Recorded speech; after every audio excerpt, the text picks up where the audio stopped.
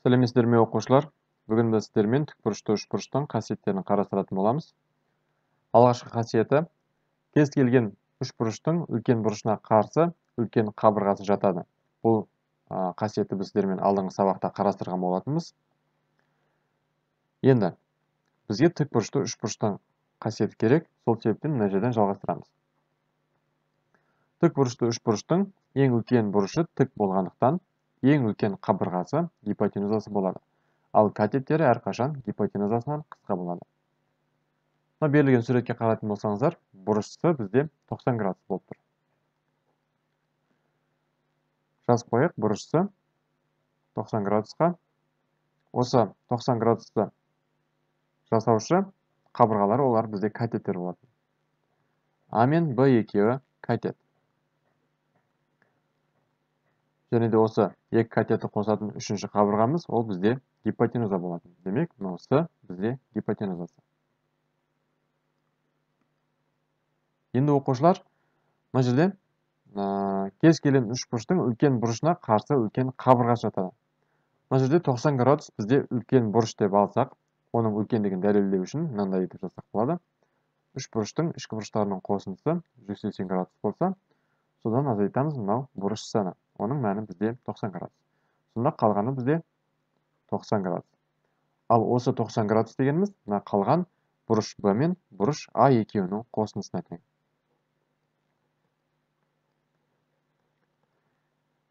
Енді оқушылар, біз 90 градустан үлкен бұрыштарды бір-біріне қоссақ, 90 градустан үлкен бұрыш шығады. 90 градус шығу үшін бізде 90 градустан кіші бұрыштарды бір-біріне қосу қажет. Мысалға, бұрыш Б-ны 60 деп алсақ, бұрыш А-ны 30 деп алсақ, екеуінің қосындысы 90 градус болады. Ал осы жерден 60 пен 30 дегеніміз олар 90 градустан кіші бұрыштар. Сол себептен де 90 градус ең үлкен бұрыш болады. Және де оған қарама-қарсы жатқан қабырғамыз, С қабырғасы, ол гипотенуза және де ең үлкен қабырғасы болады. Және де ал катеттері әрқашан гипотенузасынан қысқа болады. Оны жаңа мына жерден дәлелдеп қойдық. 60 градусқа қарсы жатқанымыз мынау қабырға болса, ол 60 градус 90 градустан кіші болған себептен СА қабырғасы БА қабырғасынан кіші болады. Дәл сол сияқты 30 градусты солай анықтап алсақ болады екен. Келесі екінші қасиеті, тік бұрышты үшбұрыштың 30 градусқа тең бұрышына қарсы жатқан катеті гипотенузасының жартысына тең. Және де осыған кері тұжырым орындалады. Енді оқушылар, мына жерде бұрыш Б бізде 30 градус деп берілген. Мына жерден бұрыш H 90 градус. Мына жерден тік бұрыш болып тұр. Енді бұрыш Б 30, бұрыш H 90 градус болса, онда бұрыш С бізде 60 градус болады. Ол былай шығады. 180-нен азайтамыз. 90 градусқа 30 градус қосамыз. Сонда осы жерден бізде 60 градус шығады. Енді оқушылар, тік бұрышты үшбұрыштың 30 градусқа тең бұрышына қарсы жатқан катеті гипотенузасының жартысына тең. Енді осы бұрыш Б-ға қарсы жатқан қабырғамыз, демек катетіміз, ол бізде SH. Олай болса, SH дегеніміз BC-ның жартысына тең екен. Соны жазып қояйық, BC гипотенузасы, SH катеті.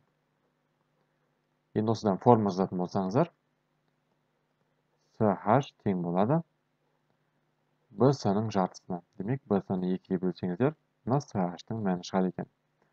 Мысалға алатын болсақ, мына жерде BC бізде 6 см деп берілсе, онда SH дегеніміз 6-ны 2-ге бөлсеңіздер 3 см болады. Себебі ол 30 градусқа қарсы жатқан катетіміз. Енді осыған кері тұжырым былай алсаңыздар болады.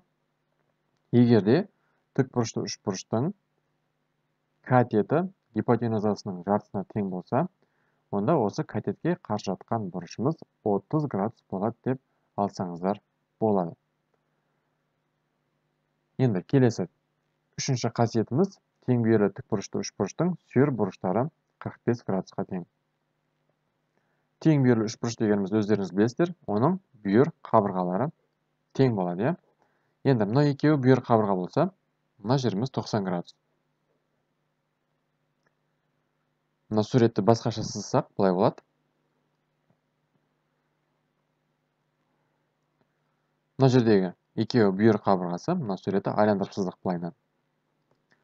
Сонда мына жеріміз 90 градус болса, бүйір тең бүйірлі үшбұрыштың өздеріңіз білесіздер, табандағы бұрыштары тең болатын, иә. Енді мынау 90 болса, 180-нен 90-ға азайтсаңыздар, мынау қалған екі бұрыштың қосындысы болу керек. Оны табу үшін біз 90 градусты 2-ге бөлеміз. Сонда 45 градус шығады. Демек, мына жердегі бұрыштарымыз бізде 45 градус болады деген сөз. Мынауымыз 90 градус. Үшеуінің қосындысы бізде 180 градусты береді. Келесі төртінші қасиеті. Тік бұрышты үшбұрыштың гипотенузасына жүргізілген медианасы оның жартысына тең. Және де осыған кері тұжырымдама орындалады. Енді, мына жерден суретке қарасаңыздар, мынауымыз негізі бізде 90 градус. Мына жеріміз. Оны медиана ортасынан, қақ ортасынан бөліп, мына жақтағы қабырғасын теңде 2 бөлікке бөліп тұр. Мына жерге әріптерін бере жазып қояйық төбесін. А, Б, С және де мынау Д медианасы болсын. Тік бұрышты үшбұрыш А, Б, С, оның медианасы бізде А-ды, міне, мынау бізде медианасы болды.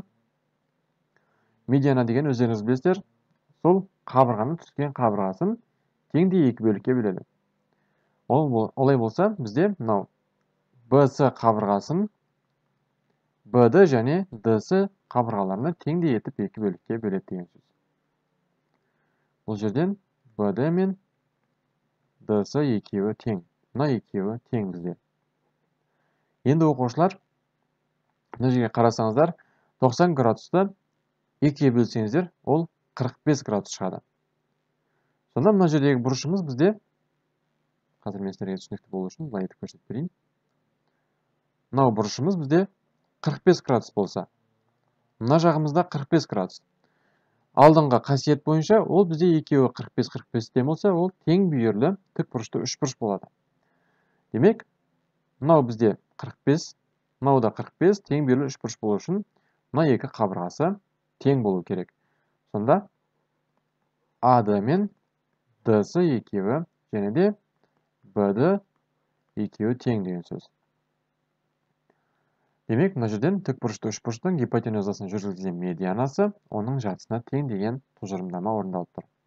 Демек, оның жартысы мынау ДС болса, медианамыз бізде А-да.